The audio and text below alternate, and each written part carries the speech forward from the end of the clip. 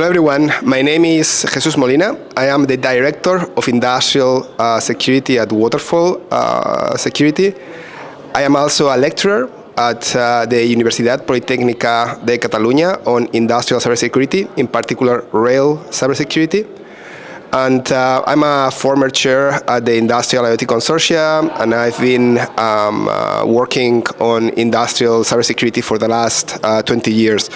In the past, also, I was an offensive researcher and a hacker, and I have talked in Black Hat, in DEF CON, in many of these conferences.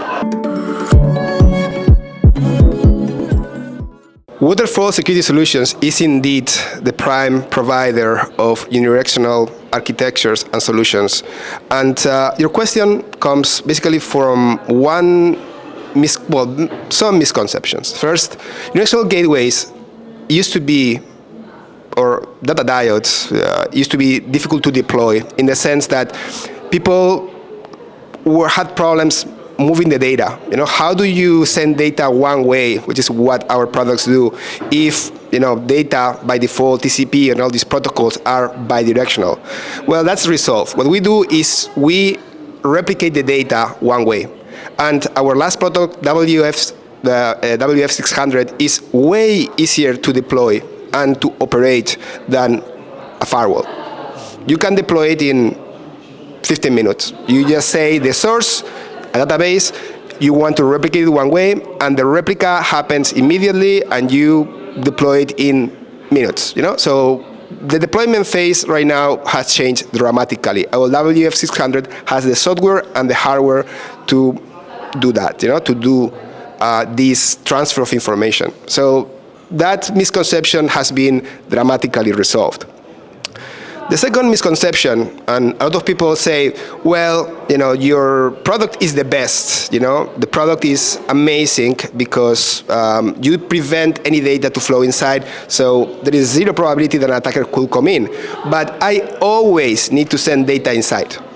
I always need to send something. But that's also another misconception, because today we don't have only unidirectional gateways, we have unidirectional architectures. We have products like the Flip, for example, that reverses direction every certain time, so you can actually send data inside. We have products like the Security Bypass, which allows people to send data bidirectionally, but only for a specific period of time. The key difference of our product and a firewall, and that's what people complain the most, is our products have a policy, a security policy, which is enforced by hardware. You cannot change it. Your CEO cannot change it. No one can change it. And that's great for you as a cybersecurity expert, but it's usually cumbersome for people that like to change things all the time. Oh, I want to open port 25 because the CEO wants to log inside. But that's really bad for cybersecurity. So what we provide is a strict cybersecurity policy. And people always complain, oh, but I want to send data whenever I want, whatever I want.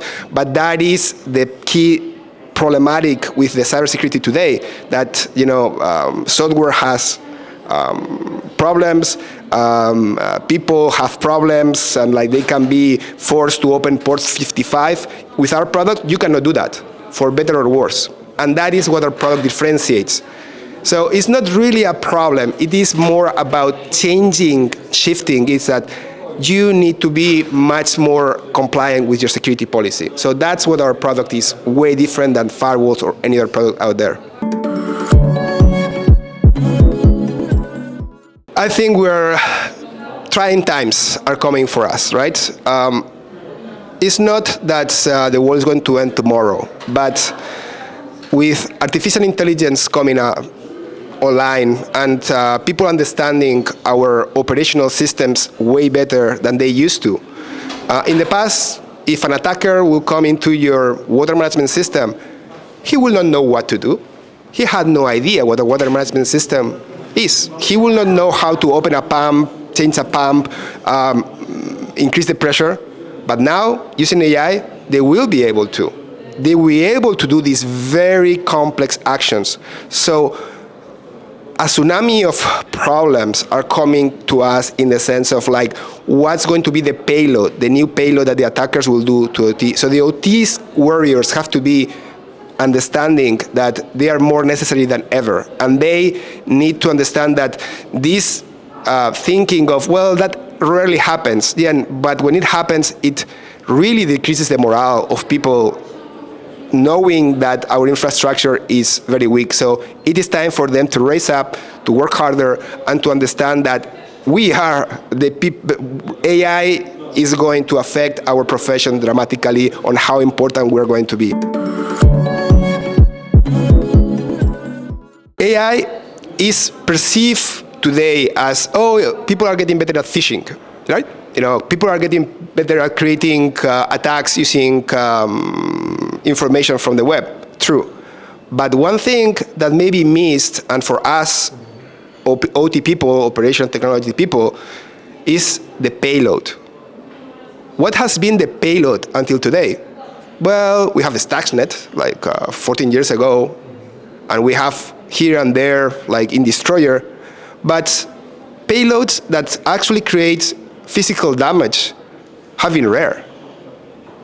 But that's not going to be the case using AI. AI, you put him a water management system, you train it, and you say, do the worst possible case scenario that you can imagine in this water management system. And it's going to be finding things that we will not even think about. It's going to be much more subtle. Well, I'll decrease the water pump for that and then increase it dramatically until the turbine explodes.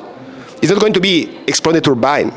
AI is smarter than us in things that are subtle. And AI, yes, is going to be very difficult for us to defend once the attackers are in against attacks that are so subtle that are difficult to perceive with AI. So yes, it is a threat, in particular in the OT realm, in a particular creating new payloads.